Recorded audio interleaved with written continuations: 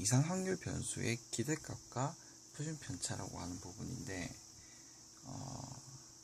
이 부분은 상위권 학생들은 굉장히 쉽게 잘 풀어요. 그런데 중하위권 학생들 경우에는 제대로 공부가 안 되어 있다 보니까 못 푸는 그런 상황이 발생하는 그런 파트예요.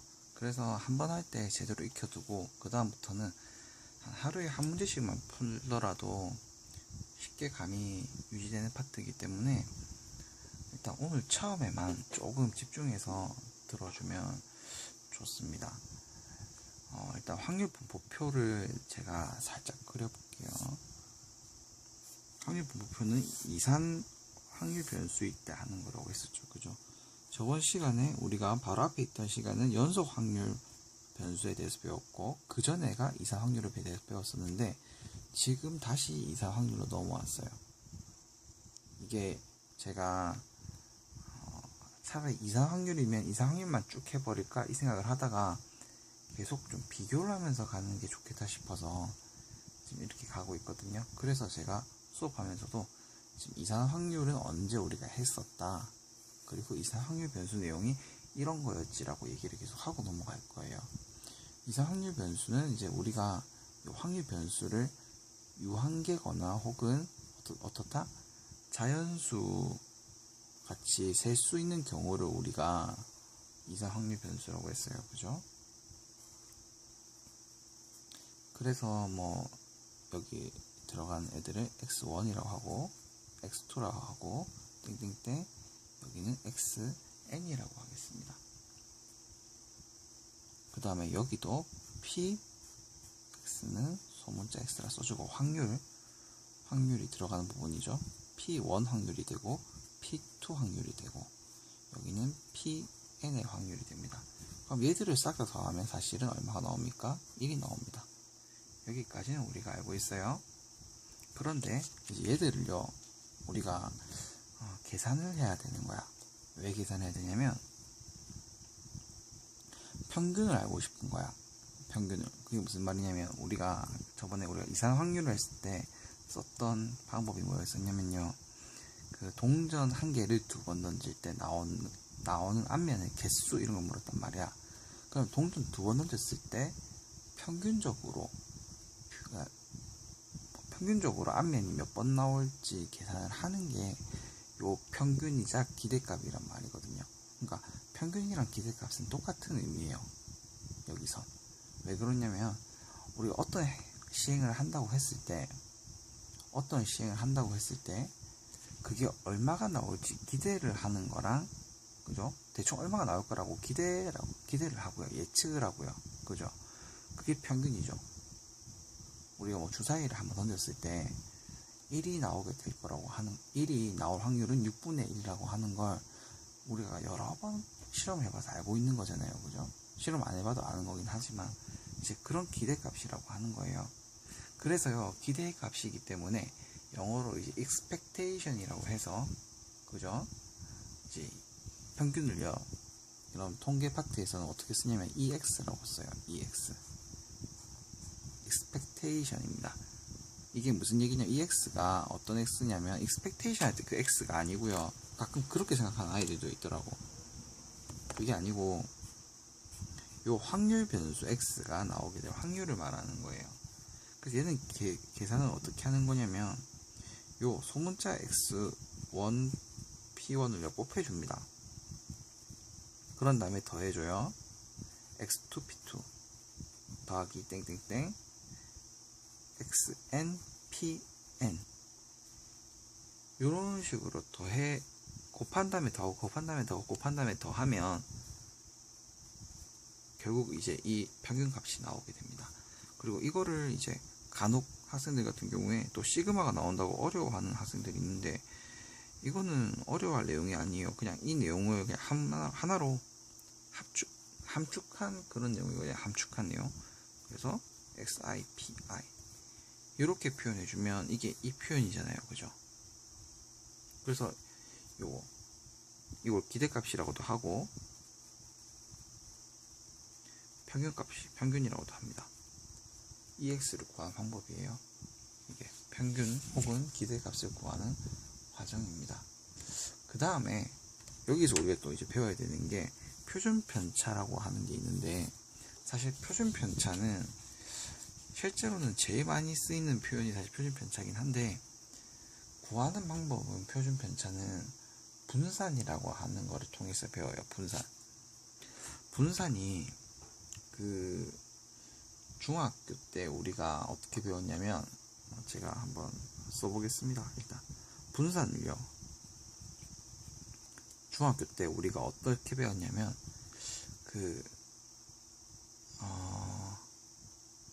아니에요. 제가 이거를 분산부터 얘기를 하면 안 되겠네요. 분산부터 얘기하지 말고, 편차라고 하는 게 뭔지부터 한번 보고 넘어가겠습니다. 편차라는 게 우리가 중학교 때 어떻게 배웠냐면, 별량에서 평균을 뺀 것을 우리가 편차라고 하기로 했거든요. 예를 들어서 나는 75kg야. 그런데 우리 반 평균은 60kg라고 하면은 편차가 뭐냐면 15라는 거죠. 내 몸무게에서 우리 반 아이들의 평균 몸무게를 빼는 거라는 거죠. 그죠? 그래서 이제 우리가 분산이 뭔지 한번 본다라고 하면, 분산은 말이 좀 어려울 수가 있는데 편차의 제곱의 평균입니다. 편차의 제곱의 평균. 말이 좀 어려워요. 그래서 한번 이제 어떻게 하는 건가 보겠습니다. 이게 분산이 들어가는데요. Vx가 분산인데요. 이게 분산입니다. 분산은 우리가 어떻게 표현이 되냐면, 이게 좀 길어요. 굉장히 길고 복잡할 수가 있기 때문에 여러분들이 이거는 좀 별표 쳐두고 한 하루에 한 번 정도는 완전히 익숙해질 때까지는 확실히 좀 연습을 해주셔야 돼요. 분산은요, 평균인데 누구의 평균이라고 했었냐면요, 편차의 제곱의 평균이라고 했어요. 그래서 이렇게 됩니다. 대문자 x입니다. 저기 이 대문자요.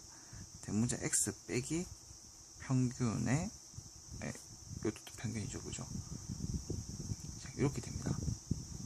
이렇게 표현이 되고, 또 이거를 조금 다르게 우리가 시그마 형식으로 표현하도록 하면 이렇게 표현이 돼요. 시그마 i는 1에서부터 n까지, 그 다음에 가로치고 xi 마이너스 m, 그 다음에 이거의 제곱에 pi, 이런 식으로 표현을 할 수 있어요. 분산을. 그럼 지금 이렇게만 나와 있으면 이게 무슨 말인지 좀 그 감이 안 잡힐 수가 있어요. 그래서 제가 한번 이거를 좀 더 풀어보고 조금 더 편리하게 표현법을 한번 보도록 하겠습니다. 일단 요 vx를요 다시 한번 쓴다고 하면 이렇게 됩니다. 제가 이 증명 과정은 안 하려고 했는데 또 이게 제가 여기서 지금 안 해버리면 어떤 일이 벌어지냐면, 아마 평생 안 하는 사람들이 있을 거예요. 그래서 이거를 숙제로 내기도 하고 그래야 되기 때문에 어쩔 수 없이 하고 있습니다. 사실 결과만 외워도 크게 막 지장은 없거든요. 엄청나게. 이렇게 되면 이제 계산을 한다 쳐요. 이게 다 제곱이 돼서 계산이 되고 하면 일단은 이렇게 나와집니다. 이 정도는 이제 하실 수 있어야 돼요. 왜냐면 그냥 2차 제곱 이거 풀어가지고 다시 다 각각 나와주는 거기 때문에 i는 1에서부터 n까지 어떻게 됩니까? 그죠?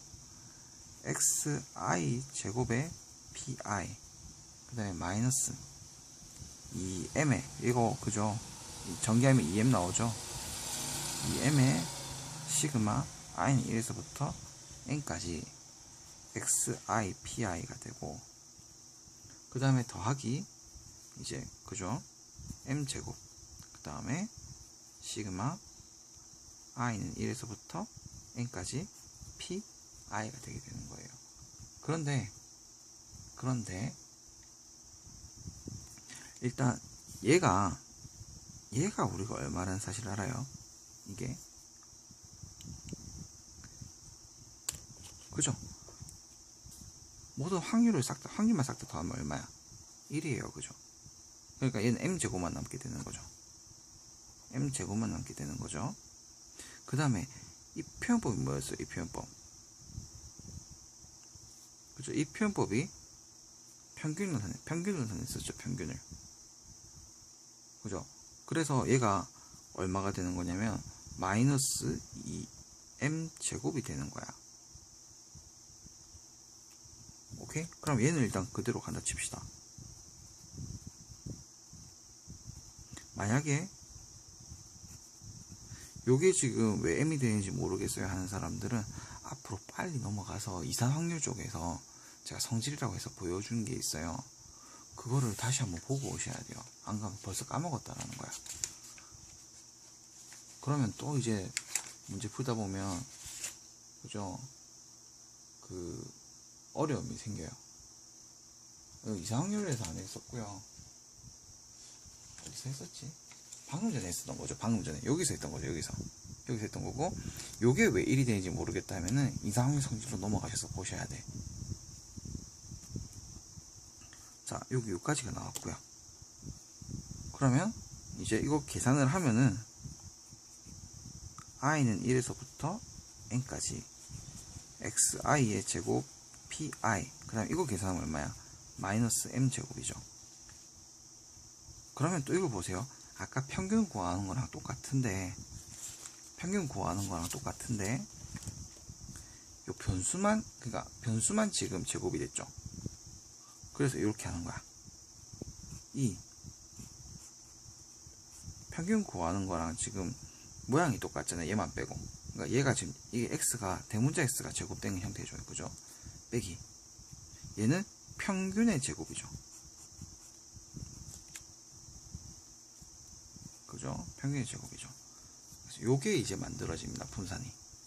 그래서 분산 vx를 물어본다라고 하면 요 식이 일단은 가장 기본적으로 학생들한테서 나와야 되는 대답이고, 정말 중요해요. 이거 별표 5개짜리입니다. 이거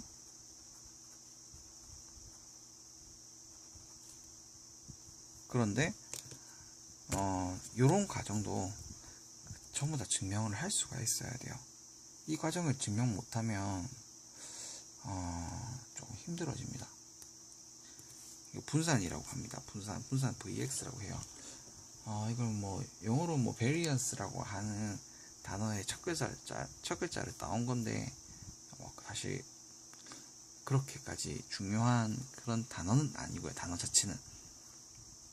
근데 분산을 구하는 게 중요하고, 또 우리가 표준 편차라고 하는 거에 대해서 배우게 되는데, 그냥 바로 밑에다가 쓸게요.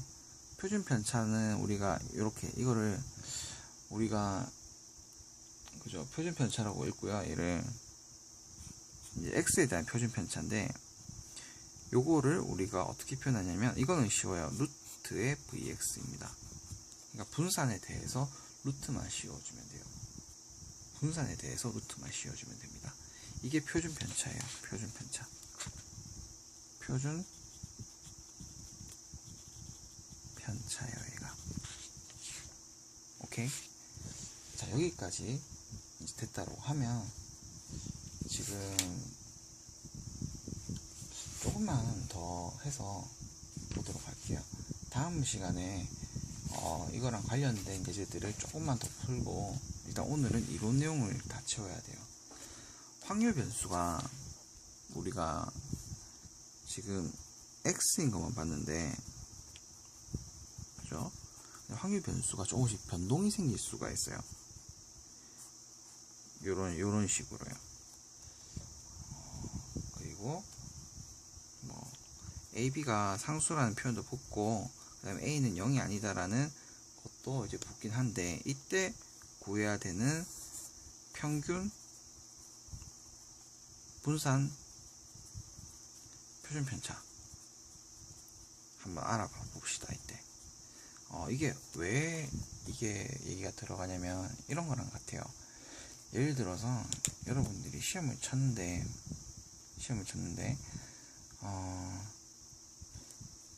중간고사와 기말고사를 쳤어요. 그죠? 그러면 총점이 얼마예요? 기본적으로 총점이 200점이죠. 그죠? 200점인데 나중에 어떻게 해야 되냐면 이거를 100점 만점으로 환산을 해야 되는 거야. 100점 만점으로 200점인데 100점 만점으로 환산을 해야 되는 거야. 그러면 원래 애들이 받았던 제 중간고사와 기말고사의 점수를 합친 것을 반으로 딱 나눠버리면 100이 기준이 되는 거죠. 왜냐면 200이었었는데 200을 반으로 쪼개면 100이 되니까 100을 기준으로 해서 점수가 나온다라는 거죠. 그렇게 해서 약간 보정을 해줄 때 이렇게 해줘요. 보정을 해줄 때. 그리고 뭐 학교 시험에서 뭐 평균이 예를 들어서 뭐 정확한 얘기는 아닌데요. 이게 정확한 얘기가 아닙니다. 학교에서 시험을 쳤는데 한 10점짜리 5점짜리의 점수 문제가 오류가 생겨서요. 모든 학생들에게 그 번호 오류난 문제에 대해서 다 맞다라고 쳐준 거야. 예를 들어서 20번 문제가 잘못됐는데 그래서 20번 문제는 모든 학생들이 다 맞아요가 돼버린 거야. 5점짜리 문항인데 그러면 학생들 전체 평균 점수가 5점이 뿅 하고 올라요. 그죠? 뭐 그렇게 됐을 경우에 어떻게 이거를 처리할래라는 거예요. 조금 이해가시죠? 그러니까 만약 점수가 2배 됐어. 그럼 평균은 어떻게 될까? 평균도 2배 되겠죠. 그죠? 근데 점수가 5점이 플러스 됐어. 전부 다 모든 애들에게. 그러면 점수도 평균 점수도 5점이 플러스 된다. 뭐 이런 얘기예요. 일단 보도록 할게요. 평균 같은 경우는요. 그냥 그대로 정말 그대로 다 표현이 돼요. 정말 그대로 다 표현이 되기 때문에 이렇게 됩니다. 평균은 이렇게 표현이 됩니다. 이거는 그냥 외워두시는 게 제일 좋아요. 그 다음에 분산은요. 분산은 얼마나 얘가 퍼져 있나, 그 아이들끼리 얼마나 퍼져 있나, 뭐 이런 걸 묻는 거기 때문에요. 이렇게 다 같이 더해지는 거는 상관이 없고요. 곱해지는 거에 대해서는 좀 상관이 있어요. 왜냐면 어차피 얘가 여기 있다가 여기로 옮겨갔으면 싹 다 이렇게 옮겨간 거니까 퍼진 정도는 안 변한다라는 거죠. 무슨 말인지 이해되시죠? 평균 같은 경우에는 그냥 얘가 일로 이동했으면 이동한 거에 평균이 그냥 그대로 이동했으니까 이렇게 되는 게 맞는데 분산을 의미하는 게 퍼져 있는 정도이기 때문에 요쪽에 있는 요 B라고 하는 애는요, 이게 이렇게만 이동한 역할을 하는 거야. 요 A는요, 위로 올라간 역할을 하는데 B는 옆으로 이동한 역할을 해요. 그러니까 이제 그게 달라진다라는 거죠. B라는 거는 영향을 안 미치고요.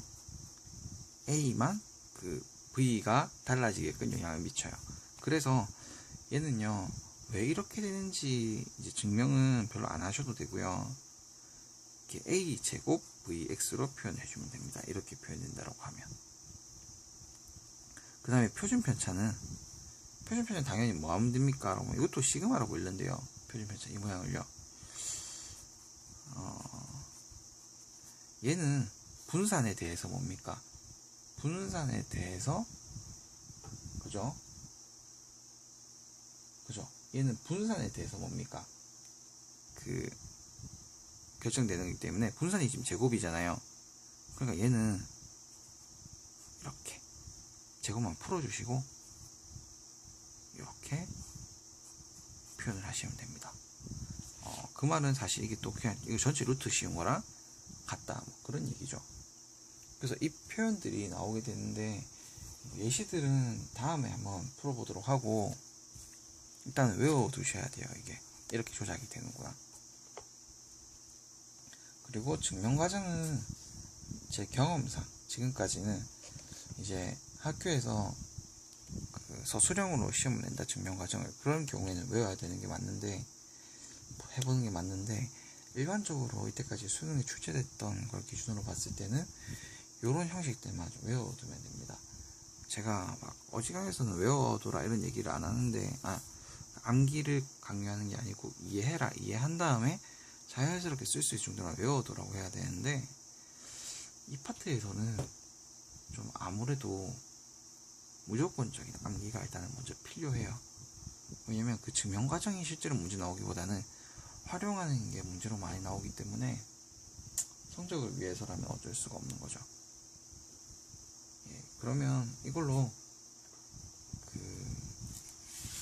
그 기대값과 그 다음에 분산, 그 다음에 표준편차에 대한 내용을 마치도록 할게요. 다음 강의에서 간단한 예시들만 조금 보도록 하겠습니다. 이거 외워오시면 생각보다 어려운 게 없을 거예요.